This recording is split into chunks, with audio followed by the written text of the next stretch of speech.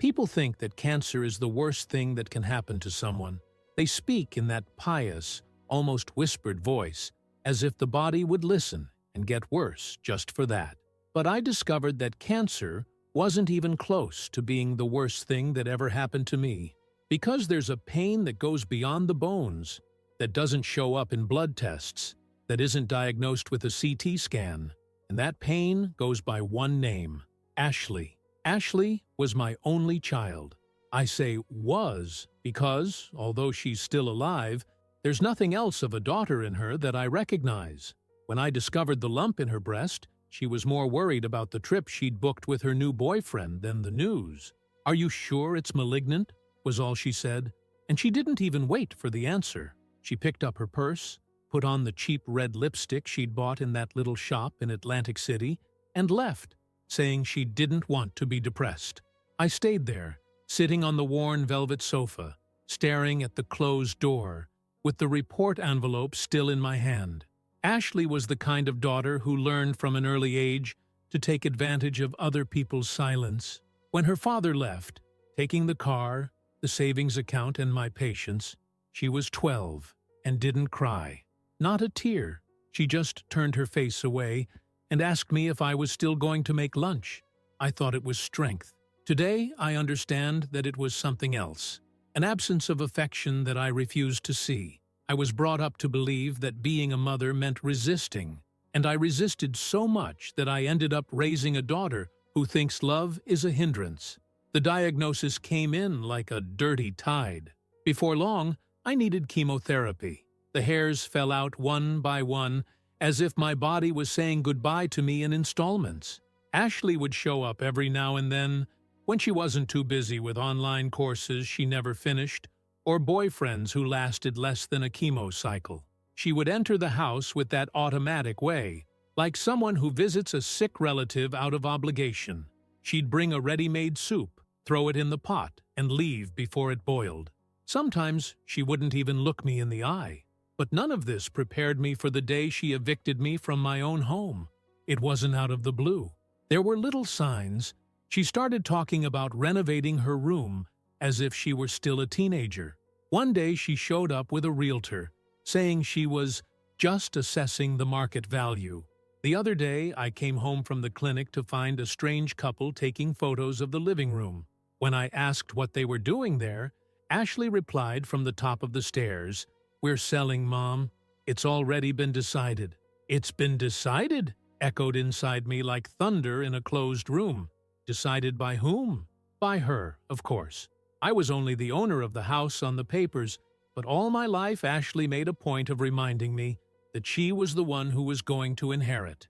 It only advanced the process, as if I were already dead. I tried to protest, but I didn't have the strength. The chemo had made me too weak even to scream. And scream at what? She looked at me like someone looking at an old piece of furniture that clutters up the living room.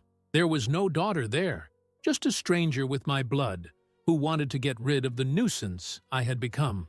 The following week, I received a notification. Sale completed. The house had been sold for a shameful amount. I tried to call the lawyer who had drawn up the inheritance papers when my father died, the same house he left me. But she had already been told by Ashley, "It's a mental health issue. She's ill, confused, we're sorting it out." And sort it out they did. In less than 2 months, I had 2 suitcases and no keys, kicked out of my own life. She told me, and these words I still hear when I close my eyes, that I was dead weight. She said with the calm of someone who tells you the bus is going to be late, "You're sinking me, Mom. I need to live, and you're holding me back." Simple words, harsh, infinitely cold. It was the first time in a long time that I cried. Not for the house, not for the old sofa, not for the neighborhood. I cried because I realized that my daughter had never loved me. Not really. Maybe she put up with me out of necessity. Maybe she pretended out of convenience. But love? Love doesn't fall apart like that. I ended up at an old friend's house, the only one who still answered my calls. I slept on a mattress on the floor, cuddled up with my synthetic wig and a wool blanket that smelled musty. Each night, I woke up sweating, remembering the sound of the door being locked behind me for the last time. And then the second pain began, the one that no chemotherapy can cure. The pain of being forgotten by the person you put in this world. You don't realize you've really lost everything until your body starts to miss the little things. The sound of the old wooden floorboards early in the morning, the smell of coffee burning because I always forgot to turn it off in time, the curtain in the living room that swayed even when the windows were closed, as if the wind was coming in through some secret hole that only it knew about. It was the house that my father had bought in the 1970s, with a loan signed on 2 borrowed pens at the corner bank, and which he then passed on to me when he died sleeping on the sofa, that today must be in some warehouse, or has already been thrown away. It was my home. It was the only place in the world where I still felt like someone, and she pulled it out of me like a weed from the yard. The first few days away, everything seemed a bit of a blur. I didn't know exactly what day of the week it was. I couldn't remember if I'd taken my morning medicine or if I'd eaten. My friend Janice tried to distract me, telling me that I could stay as long as I wanted, that everything would pass. But there was something in her gaze that made me uneasy, a mixture of pity and discomfort, as if seeing me there, so shrunken, so emotionally disfigured, was more than she had imagined when she offered me that room. And I understood. Nobody wants a body undergoing treatment sleeping on a guest mattress. No one wants to deal with the silences of someone who has been emptied. Ashley didn't contact me. No message, no phone call, no explanation, not even an attempt to feign regret, as many people do just to make themselves look better. She just got on with her life, as if I had died. And maybe, for her, I was. Perhaps it was more convenient to kill myself in thought than to carry the guilt of seeing myself alive. A bald, tired woman, shaking with fever, who could barely climb a flight of stairs without stopping in the middle. Perhaps that was too much for the image she wanted of herself. Free, strong, independent, admired. Because having a sick mother by her side doesn't go well with her happy weekend stories or the new apartment she rented downtown, with a gourmet balcony and stainless steel fridge that she showed off on Instagram as if she had won at life. I found out about the apartment from a cousin on social media. Everyone was there. Ashley smiling, glass in hand, hair with a babyliss, tight clothes, a caption that read, "New cycle, new beginnings, only those who add up stay." What was I then? Subtraction? Emotional debt? Biological waste waiting for a place in an asylum? The cancer got worse in my second month away from home. The chemotherapy sessions didn't go as well as they used to. I was vomiting before I even left the clinic. I began to lose weight too quickly, and the pain in my joints made me cry alone in the bathroom. But what really hurt was her absence. Not because I wanted her to look after me. I had already accepted that this kind of affection didn't come. But because I still, deep down in some ridiculous corner of my heart, wanted her to at least see me, to recognize me as her mother, as someone who gave her whole life so that she wouldn't lack anything. Ashley was raised alone by me. I gave up so many things that today I don't even know what they were. I stopped accepting promotions because I had no one to leave her with. I went years without buying her a new dress so that she would have good books, decent notebooks, and clothes that wouldn't embarrass her at school. When she turned 15, I sold a ring that had been my mother's to pay for the party. I remember the look on her face when the 3-tiered cake arrived. It was a real smile, the kind you can't buy. I realized that day that it was all worth it, that even without a husband, without money, without time off, I was raising someone who would know how to love. And now I find myself wondering if that smile was just a reflection of what she could gain. During a consultation, the doctor asked me if I had a support network. I laughed. Seriously, I laughed in front of her. Not because it was funny, but because the idea of having support seemed as absurd as having wings. Janice was doing what she could, but it was becoming clear that there was a deadline. She started asking veiled questions. Do you have anyone else in the family? Is there nowhere you can go afterwards? What if your daughter changed her mind? I answered with a choked silence. I knew it was only a matter of time before the presence of my tired body became unbearable even for her. On my third hospitalization due to chemo reactions, I spent 2 days in the hospital in the same clothes, without a toothbrush, without anyone to bring me a change of pajamas. I saw other patients receiving flowers, visits, hugs, soft voices saying, "It will pass, we're here." And there I was, staring at the ceiling, trying to convince myself that loneliness was just another side effect. But it wasn't. It was the symptom of a life that had been worthless to those I loved the most. When I was discharged, I returned to Janice's room with a plastic bag in my hand and a tiredness that made me want to disappear. I had no more plans. I didn't even have the strength to wish for everything to be the same again. What was before, anyway? I thought I had a daughter. I thought love was enough. I thought so many things. On a night when it was raining and the sound of the drops seemed to want to tear the roof apart, I sat on the edge of the mattress, looked into the foggy mirror in the corner of the room, and whispered a phrase that still hurts to repeat. She killed me before the cancer. And it was true, because dying alive, at the hands of the one you gave birth to, is the cruelest way to cease to exist. The days became the same, as if someone had copied and pasted the same pain onto each dawn. Waking up was a kind of light, continuous torture. Opening my eyes meant remembering everything, remembering that I was sick, that I had been thrown out of my own house, that my daughter wasn't looking for me, and remembering was like tearing at the same wound with a dirty nail, again and again, until no more blood came out, just an emotional pus that nobody wants to see. Janice's house became small, not in physical size. It was a simple 2-bedroom house in Bayonne, with the smell of cinnamon and creaking floors.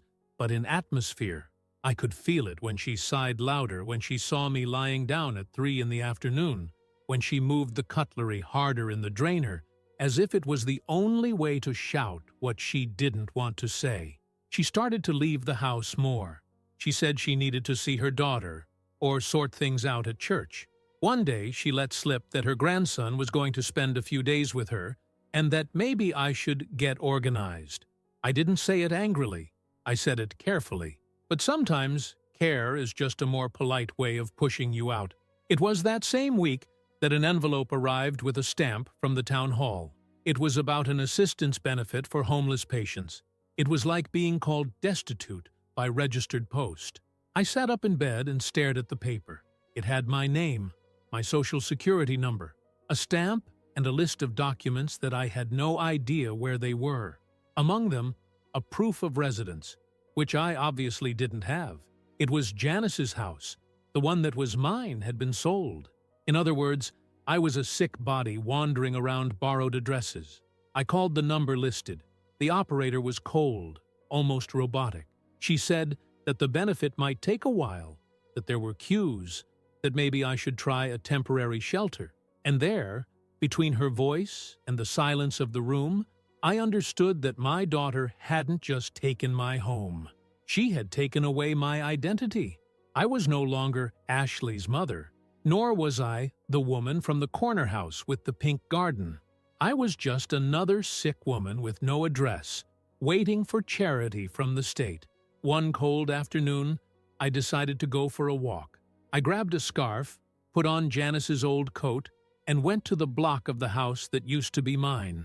I walked past it like someone visiting a grave. The grass was cut, the facade painted beige.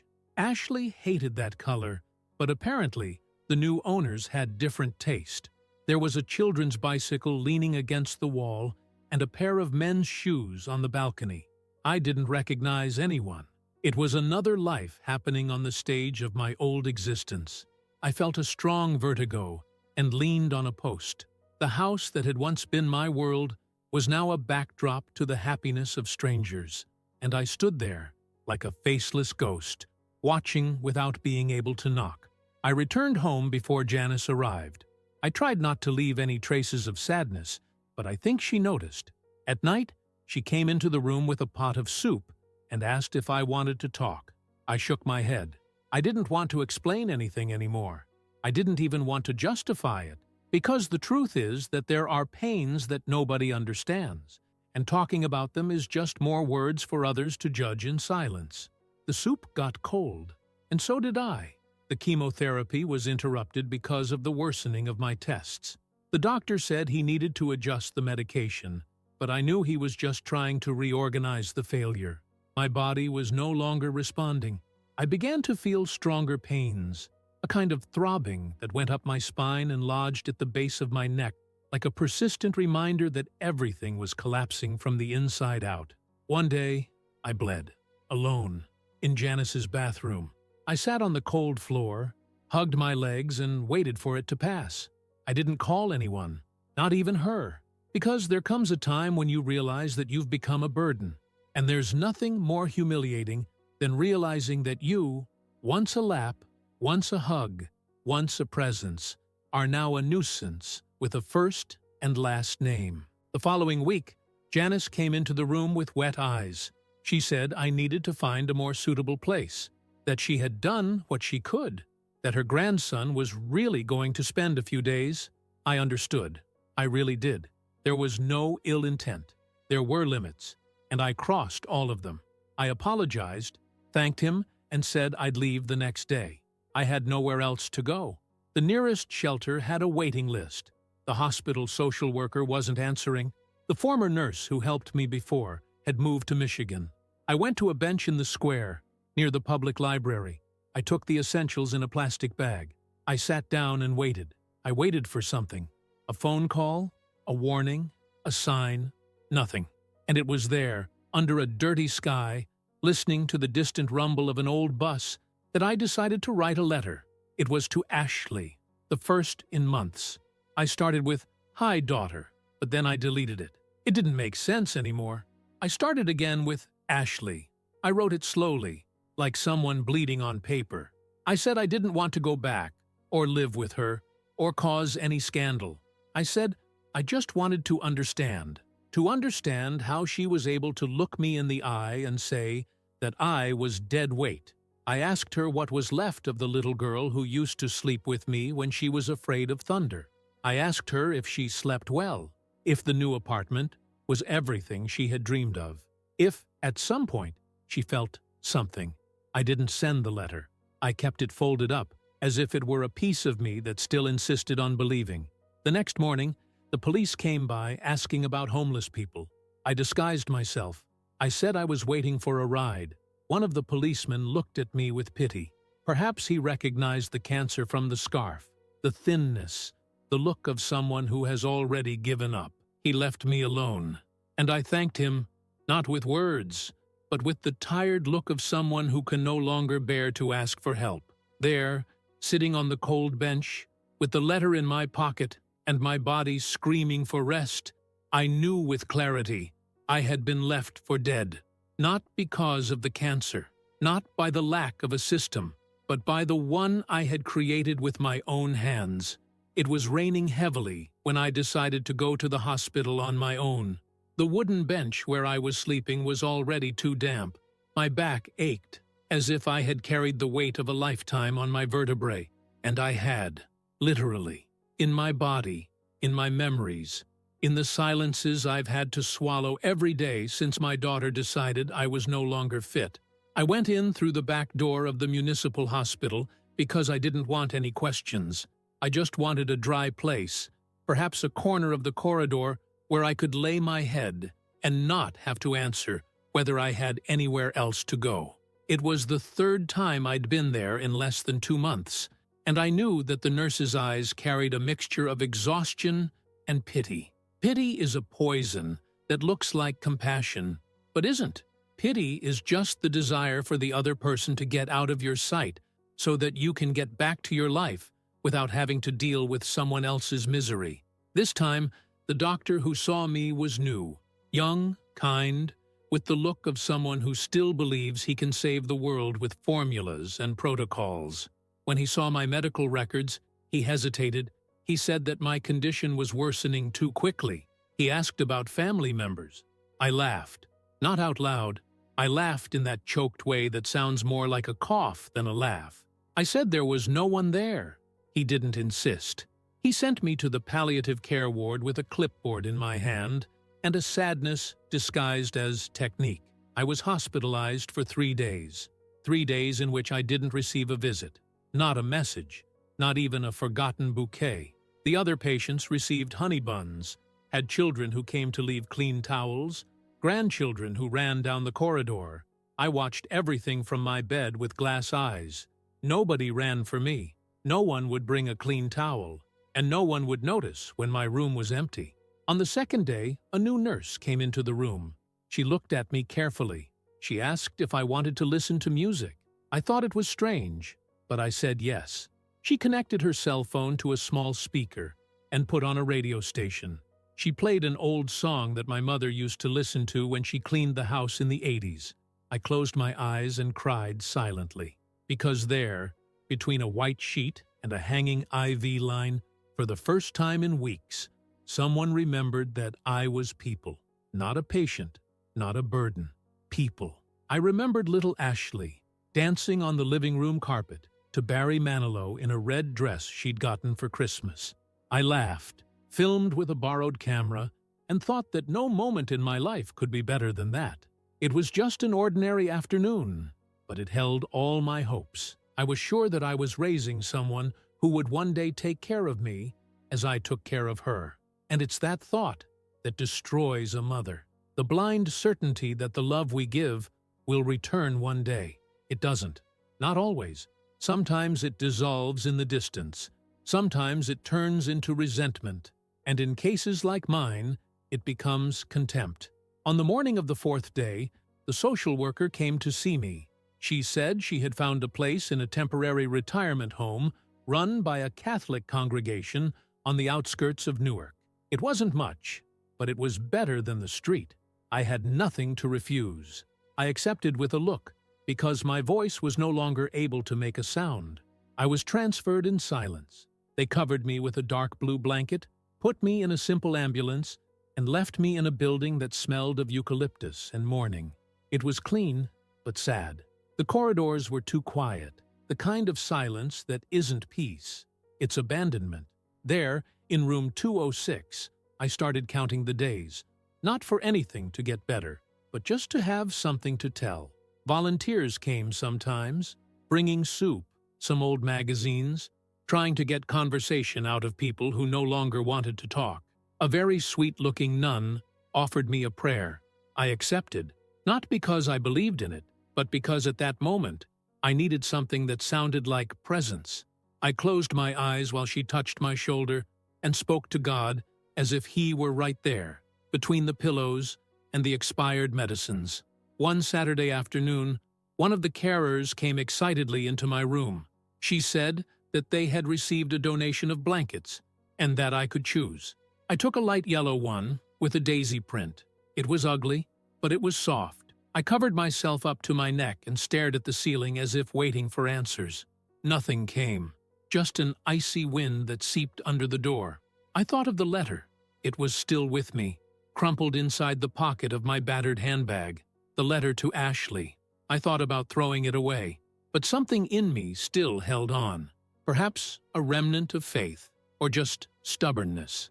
That same week, I happened to see a report on the cafeteria TV about the city where I lived for almost 20 years. It showed the new developments, the trendy cafes, the young people with laptops at plain wooden tables, and between one image and another, a new building appeared, modern, made of glass and aluminum. And there, in the corner of the screen, for less than 2 seconds, was her, Ashley, coming out of the glass door, smiling, with the same hair, the same floor. The caption read, "Promising neighborhood on the rise." Growing, she was. While I rotted between 4 walls smelling of hypochlorite, I went back to my room in a daze. I picked up the letter. I reread each line like someone looking for a clue as to where it all started to break down.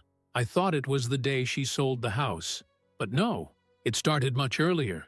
It started in the small silences, in the lack of questions, on birthdays when she preferred to travel with friends, At dinners, when she answered my stories with, ahem. It started the first time she looked at me in a hurry. And I accepted it. I allowed a lot. I forgave a lot. I ignored a lot. And that's how a mother becomes a nuisance. When she stops being a human being and becomes a function. When she becomes the one who looks after, the one who pays, the one who puts up with, never who feels, who needs, who is. The letter was still with me, and a new pain began to emerge. A pain that wasn't physical. It was something like indignation, as if, suddenly, I understood that I had died standing up, like a rotten log that no one has the courage to cut down, but no one takes care of either. I had been left to rot alone, and for the first time, I felt angry. Anger at her, anger at me, anger at everyone who watched silently, but even more, anger at this rotten idea that we plant in women's hearts, that being a mother means putting up with everything. It's swallowing everything. It's smiling in the midst of pain. I was that woman. And look where I am now, in room 206 of a makeshift shelter, hoping to die with dignity, without anyone knowing my name. The nurse knocked on the door of the room slowly, as if expecting not to be welcomed. I was already awake, as usual. I wasn't really sleeping anymore. My body was resting from exhaustion, but my mind wouldn't shut down. Memories kept projecting themselves onto the white ceiling like an out-of-calibration projector. She came in, smiled that professional smile, and said, I had a visitor. I thought I'd misunderstood. I asked if she was a volunteer. She said no. It's your daughter. I froze. My heart didn't race. There wasn't that cinematic reunion that so many people dream of. It was more like a dry cut, a deafening thud. Her name was like a weight thrown into the middle of the room.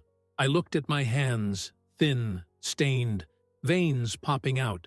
I touched my headscarf, adjusted the collar of my old sweater, and took a deep breath. The nurse left, and I waited. It took maybe 3 minutes, but it felt like hours. She entered slowly, as if she were entering a holy place or a crime scene. She was wearing a light coat, an expensive handbag, her hair tied up in a messy bun like someone who wants to look natural. Her eyes were made up, but her face showed signs of haste. She looked smaller than I remembered, or maybe I was too big now, even curled up in that bed. We were silent, an awkward, indigestible silence. She walked over to the armchair, sat down with her legs crossed, as if she was waiting for a meeting to start. She looked around, perhaps trying to find something familiar, some point of comfort. She didn't. It was another reality. Mine. The first thing he said was, someone sent me a letter. So that was it. The letter. I should have thrown it away, but I didn't. And now it was there. Not out of regret, but out of discomfort. I remained silent. She took a deep breath and looked at me with that look I no longer recognized, as if I were standing in front of a figure that had once been something, but was now just a shadow. Mom, I didn't know you were like this. I gave a dry smile without showing my teeth. Like what? I asked. She hesitated. She didn't answer. She kept looking at the floor, as if the answer was written on the white tiles. You could have called me. That's what she said afterwards. That sentence pierced me like a knife, because that was it. Her world still revolved around the idea that it was my fault, that I didn't do enough, that even though I was sick, thrown out, discarded, I should still have reached out, asked forgiveness for bothering her, begged for attention. I looked at her like a stranger. You sold my house while I was still in treatment. You sent me away. You said I was dead weight. Remember that? My voice came out low but firm. She pressed her lips together. My head was full. I didn't know how to cope, she began, but stopped, because there was no possible excuse that could fit in that room. You knew how to deal with Instagram, with the outings, with your new life, but not with your mother dying. She looked up, offended.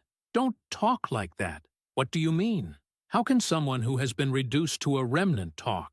The truth is that she didn't come to see me. She came to relieve her own guilt. Someone, perhaps that gossipy cousin, saw my name on a report in a public hospital. Maybe someone asked about me, and she felt the uncomfortable knock on the door of the new condominium. But it wasn't love, it was discomfort. She held out an envelope, She said she would pay for a better retirement home, a room with a view. She said she could take me to her apartment if I wanted. She said it like someone offering shelter to a wounded dog, as if it were a favor. I didn't accept, not out of pride. I had none left.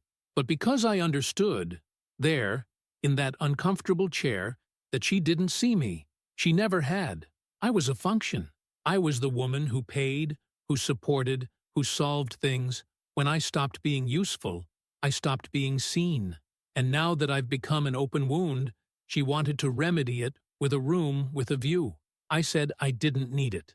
I was already taken care of. She tried to insist. She said she was going to change, that she was in therapy, that her therapist had suggested this meeting. I laughed. Really? I laughed. Because the request for forgiveness didn't even come from her. It came from a professional trying to help her deal with the guilt of having become someone incapable of loving her own mother. I didn't say much. I said that I hoped she would be happy, but that I no longer wanted to be remembered as a liability. I didn't want any more donations or a performing presence. I just wanted peace. She cried. A restrained, beautiful cry from someone who knows how to cry in public. She got up, straightened her coat, and said, "Sorry," before leaving. No kiss, no hug, no promise to come back. She didn't, nor did she need to. That was the end. A quiet goodbye, a final cut. I lay there, staring at the ceiling, the same white ceiling, the same silence. But now, something had changed. The pain was still there, but it was no longer anguish. It was grief. I cried. For the daughter I thought I had, for the woman I had been, for the time I wasted believing that love was a guarantee, for the life I lived, hoping for a return. That night, I asked the nurse to open the window. The air was cold, but it was good to feel something different from what I felt every day. I took a deep breath. For the first time in a long time, I didn't wait for anyone. I fell asleep in peace, not out of forgiveness, but because I finally understood that the love you give doesn't always come back. Sometimes it just goes, and that's okay. We just have to learn to carry on anyway. And what about you? If you were left for dead by the one person you raised with everything you had, would you still call it family? Or would you learn, too late, that love without reciprocity can also kill? Let me know in the comments. And don't forget to leave a like for more videos like this.